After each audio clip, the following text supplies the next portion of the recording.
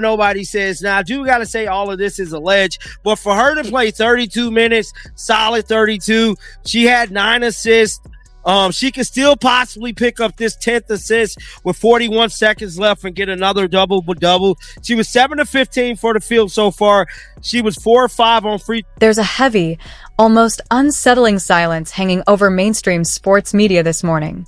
The analysts who spent all week defending head coach Stephanie White, the local reporters who brushed aside questionable injury reports, and the league officials who chose not to question the situation are now all staring at the same box score in stunned disbelief. Because Friday night's official stats didn't just deliver a win for the Indiana Fever, they completely dismantled the narrative that had been carefully built around them. Everything has been exposed in plain numbers. When you try to control the story around a generational talent, you have to be sure they don't respond on the court 2 days later and erase your version of events in front of a national audience. Welcome back to WNBA Pro. Today we're breaking this down in full detail, the most explosive and controversial box score analysis of the 2026 season so far. We're combining the emotional reaction of fans who felt misled on Wednesday night with the cold, undeniable facts of Friday's 90-82 win over the previously undefeated Golden State Valkyries. And if you think one victory has settled anything inside the Indiana Fever camp, think again. We'll break down Caitlin Clark's 22-point performance, examine the surprising recovery from her reported back issue, highlight Aaliyah Boston's dominance, and take a hard look at the coaching decisions from Stephanie White that are already drawing heavy criticism.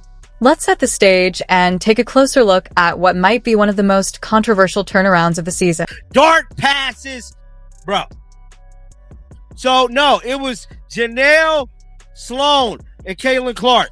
Referees had to step in. Look at Caitlin, guys. Showing how tough she is. Hitting logo threes as well. Getting inside. Just Caitlin is so damn good, bro. I think, man, it's just crazy how... Just 48 hours earlier, fans were told by General Manager Amber Cox and head coach Stephanie White that Caitlin Clark was not fit to play against what was considered one of the league's weaker expansion teams. She was unexpectedly ruled out just an hour before tip-off. At the press conference, White explained that Clark was dealing with significant back stiffness and that the medical staff had decided to be extremely cautious to allow time for recovery. The situation was framed as a genuine injury concern that justified her absence. But then Friday night arrived against the undefeated Golden State Valkyries. And suddenly the narrative flipped. Clark was back on the court, playing 32 intense, high-physicality minutes against one of the league's strongest defensive teams. She logged more minutes than anyone else on the roster, taking full control of the offense. She finished with 22 points and 9 assists, shooting 46% from the field, hitting 4 of 9 from 3, and posting a +7 while on the floor. Her movement looked sharp, her decision-making was crisp, and she played with a level of confidence that suggested no limitation whatsoever. Which naturally raises questions about the situation.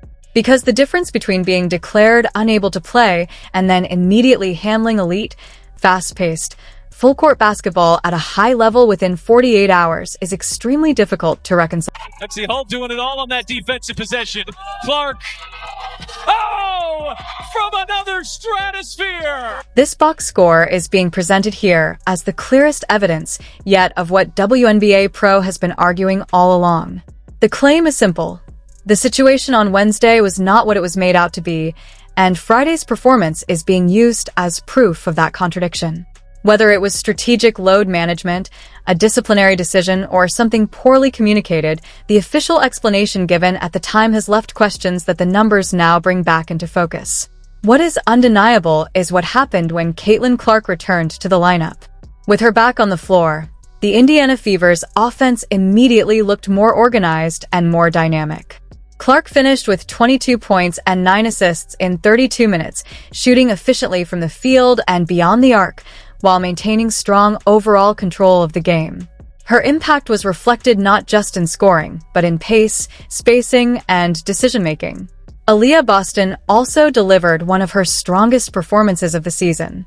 Playing 29 minutes, she scored 20 points on 8 of 15 shooting, grabbed 16 rebounds, including 4 offensive boards, and posted a plus 15. Her production highlighted how effective she becomes when paired with consistent perimeter creation and passing. Kelsey Mitchell added steady scoring efficiency as well, finishing with 19 points and a perfect 11 for 11 from the free throw line, showing composure in high-pressure moments. Together, the starters showed clear offensive chemistry and balance, especially in pick-and-roll actions and transition sequences between Clark and Boston. At the same time, the coaching decisions are being heavily scrutinized in this narrative. The contrast between Wednesday's absence and Friday's heavy minutes has led to questions about consistency in communication, rotation management, and overall decision-making. The central point being made here is not just about one game. It's about the conflicting signals surrounding availability, usage, and team direction, and how those choices are being interpreted through the lens of results on the court. I call a timeout. I don't know what happened. I got to see what happened, guys. So I'm streaming the game right here on my phone.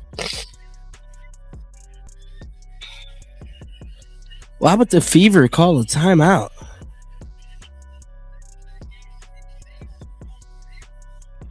Let me see. Oh, probably so they can run a clock. Crazy Caitlin Clark-Sat just came up. Let me see here. Stephanie White's rotations in this game are being heavily criticized in this narrative as overly rigid and driven by personal bias rather than strategy. The focus is on the limited usage of newly added forward Grace Van Slitten, who played just 1 minute and 44 seconds despite being described as a needed athletic presence for the team. This decision is framed as a deliberate refusal to integrate her, even in a game where Indiana relied heavily on guard play. Attention is also drawn to Damiris Dantas receiving a DNP, coach's decision, which is contrasted with earlier comments attributed to the coaching staff about using her in the offense. This inconsistency is used to question the credibility of prior statements and rotation plans. While the critique of coaching decisions is intense, the box score itself shows a mix of positives and negatives. Caitlin Clark finished with 22 points, 9 assists, and 6 turnovers over 32 minutes, continuing a pattern of high usage paired with ball security concerns. Aaliyah Boston and Kelsey Mitchell provided strong support, with Boston dominating the glass and Mitchell contributing efficient free throw shooting. The team as a whole secured a 90-82 win over the previously undefeated Golden State Valkyries, handing them their first loss of the season and improving Indiana's record. However, concerns are raised about free throw inefficiency and turnover volume, suggesting that despite the win, execution issues remain. Overall, the game is portrayed as both a strong statistical victory and a source of ongoing tension regarding coaching decisions, roster management, and team direction.